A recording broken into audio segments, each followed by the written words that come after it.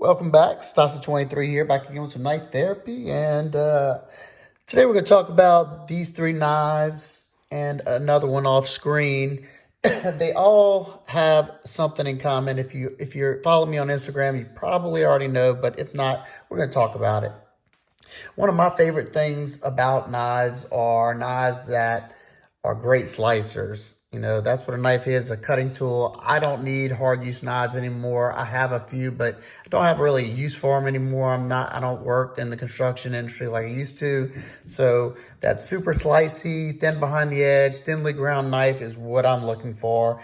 And these three are already my beater knives that I use very often whenever I'm breaking down a bunch of boxes or I'm not testing any knives. And these are the ones I usually go for. These two are, really nice in pocket, nice and thin, slim, lightweight. And the Power 3, I like the way it feels. But they didn't slice as well as I'd like them to, because not many production companies grind their knives that thin. Most, usually the thinnest you will see is about 20 thousandths, which Spyderco does a lot of their knives, 20 thousandths behind the edge. And sometimes you'll get some that are, 15 thousandths behind the edge. And it's just not something you see that often. So I figured, being that I use these often, I know they perform good, they hold an edge well, meaning they have pretty good heat treats on them, especially this guy right here, that I could thin these out and it would be worth my while. So instead of me destroying them, I decided I would send these three guys off I would try to find somebody to send these three guys off to get them reground so they would cut like I want them to. And while I was looking for a knife maker who did regrinds, I came across this bad boy. This is a Crine regrind on a Hinder half track. And Tom Crine's a custom knife maker, and he's probably most notable custom knife regrinder in the knife community that I know of. I've always wanted one of his knives, and when I saw this guy pop up on a website, I had to pick it up. Especially being I love this knife, but it just wasn't a great slicer because it was thick behind the edge. And he does some pretty amazing work. He does nice deep hollow grinds on here. I don't know. I didn't measure this guy. Let's see. I want to say from the factory, these were about 26 thousandths behind the edge. I could be wrong because I haven't. I traded my other one a long time ago, and now it's 10 thousandths behind the edge. He was able to take this thick stock blade and thin it out to 10 thousandths behind the edge, and now this thing cuts like a dream. And look how thin. Let's see if I can even show. Yeah, look how small that bevel is. It's like a micro bevel on there. It makes it so much easier to sharpen this guy. I can literally do a few passes on a stone and sharpen it back up in no time. This guy, I know, Hinder does a good job on their heat treats. And like I said, I wanted to check out Crine's knives. And he his regrinds are, around $80, $81 tacked on to the price of the knife. And I don't think you can send knives to him to regrind. He usually regrinds a batch of knives and sends them to dealers and stuff like that. So you got to pick them up that way. So I wasn't going to I couldn't send my knives off to him. And recently I was watching a podcast that my buddy Super Steel Steve is a part of. And I'm sorry, Steve, and the rest of you guys, the name of the podcast completely slipped my mind because I watched a bunch of them. Might be Sharp Stuff, maybe. I don't know. I'm sorry. I'll try to leave it down in the comments. Well, they had a knife maker on there that I follow on Instagram, and he was talking about how he offers regrinds and and how he does them. And after hearing all the steps he takes and stuff like that, I was really, really interested. So I took these 3 knives and sent them off to him to get regrinds on them. And real quick, the name of the knife maker is Brian Kim of Transparent Knives. He's out of California. He's a custom knife maker. He makes mainly fixed blades right now, but he's dabbling in making reblades right now. He made a few of them. He does blade reprofiling. Just check him out. I'll leave a link to his Instagram and his website down below. If I forget, y'all let me know that, because my memory's terrible. But he goes over and beyond. He takes all the necessary precautions. So, like, for instance, he uses a variable speed belt grinder, so he can use a very low speed, so he's not overheating the blade really quick. And after every pass, he does a good quench into the water or coolant, whatever he's using, to make sure he doesn't ruin that heat treat. And I can say I've used all these extensively, and he definitely didn't ruin the heat treat. They're still holding the edge like they were before, and there's no signs of any burnt edges on there whatsoever. He did an excellent job. All of his regrinds include a sharpening on his Edge Pro with his basic stones, unless you send him some high carbide steels like Maximate. He may have to use a full diamond progression. It may cost you a little bit more onto the price. And he doesn't offer knife sharpening separate from regrinds. It's like a combo deal. So he doesn't want anybody asking him to just sharpen their knives for him. He only is offering flat grind regrinds as of right now, but I think he's getting a hollow grind wheel soon, so he can offer that as well. He only does blades 5 inches and under, and he may have to take it apart. And you know, that's it. Sometimes it's just a must.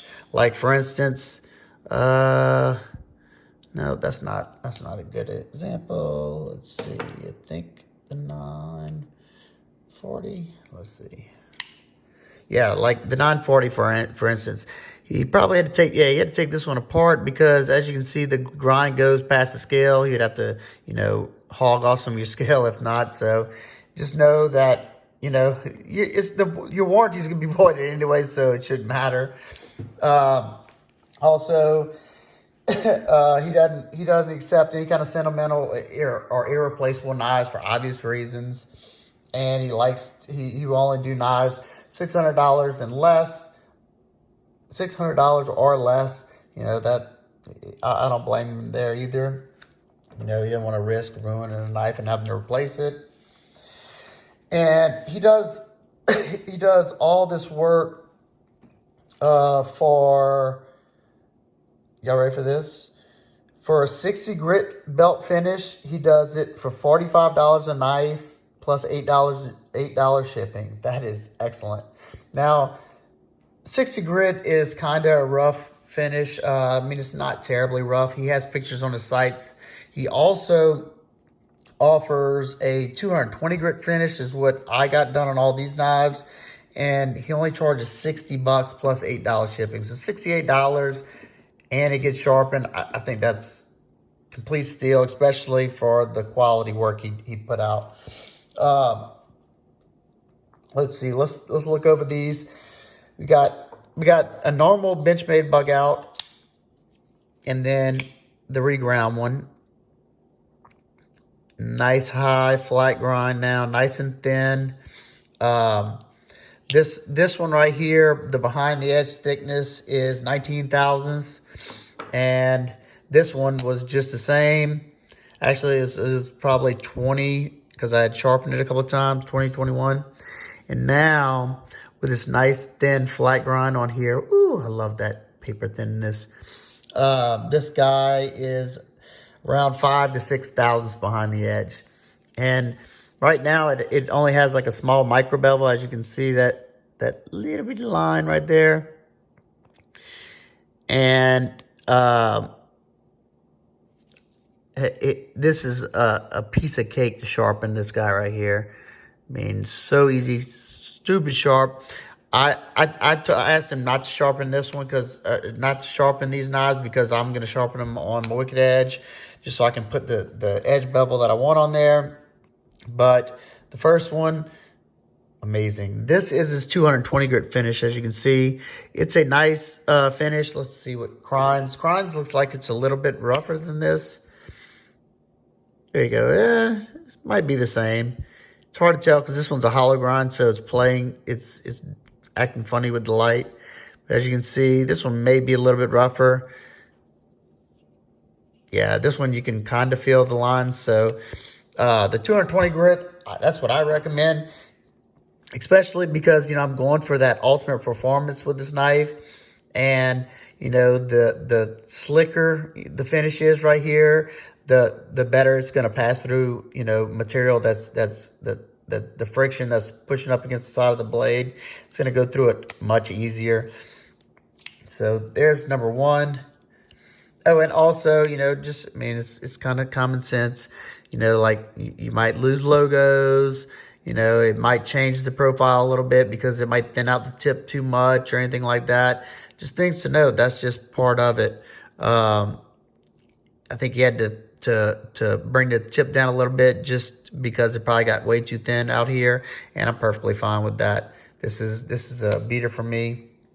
And then I'd always loved the 940, but I just didn't like the way it performed. I think this one was like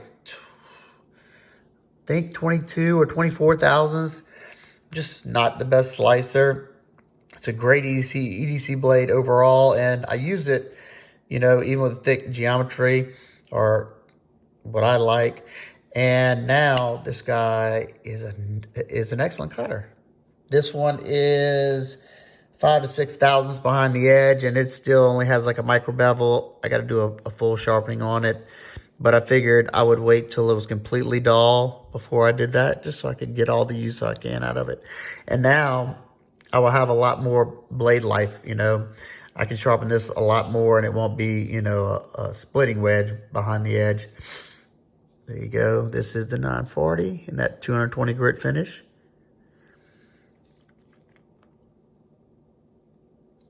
Loving it. And this is one of those high carbide steels that I was talking about. This is my Para 3 and Rex 45. I absolutely love this knife. As you can see, I slapped some marble carbon fiber scales from Sharp Dress Knives on Instagram. It's another A+ company. Definitely, if you're looking for some scales for your Paras, some Spydercos, and a few other ZTs and a few other knives like that, go check them out. They do some high quality work. Look at those beautiful satin marble carbon fiber. Absolutely love that. And then got my NO finish on that clip, that Lynch clip. This guy, I wanted to be the performer.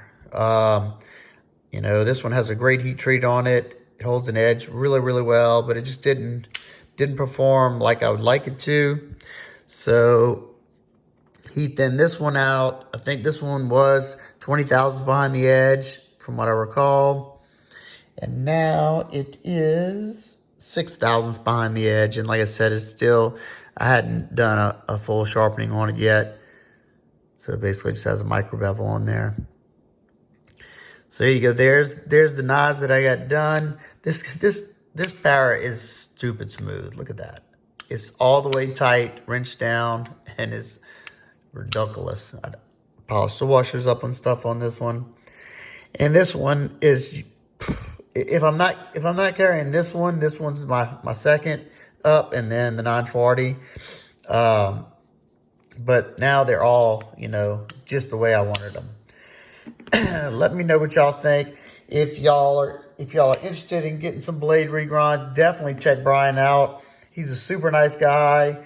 He knocked these out pretty darn quick. That's all going to depend on how much work he's got going on. If he's got some downtime because he's got some blades out for heat treating and stuff, he may be able to fit you in. His books, it says his books are closed. Now I don't know if that's for these. Definitely, if you see that, just DM him, ask him, because I promise you, if he has the time, he will fit you in. Like I said, he's super nice, very knowledgeable guy. He's a young guy that got into knife making, and he's been killing it. He's getting better and better with each knife. And now I got that bug in me. I wanna get so many knives reground. It's pitiful. But we will wait and see. If you could regrind any knife in your collection, which knife would you regrind? Let me know down in the comment section. Or would you never do that to one of your knives? You know, some people might like the way their knives cut as they are. I can't leave well enough alone, no matter what it is. If I'm not modifying my knives, I'm looking to get them modified. So that's just my prerogative, and that's what I like to do. Also, if you see this up here, I got some stickers made for the channel. My good buddy Zach from Zach Stuff on Instagram and here on YouTube let me know about a sale that was going on from a sticker company, and I picked up a bunch of these stickers. Nice gloss stickers. Love it. I'll probably include these in any giveaways that I have, and whenever I do any mod work, any of my endo finish, I'll probably throw a sticker in there with it, you know, unless that's not something that interests y'all. And I may just do some random, you know, may give some random away to some subscribers. We will see. I'll definitely have some at Blade Show this year. So if you're there and you see me and you want a sticker, just ask me for one. All right, guys and girls, I hope everybody's having an absolute wonderful day, and I'll see y'all in the next one. Peace.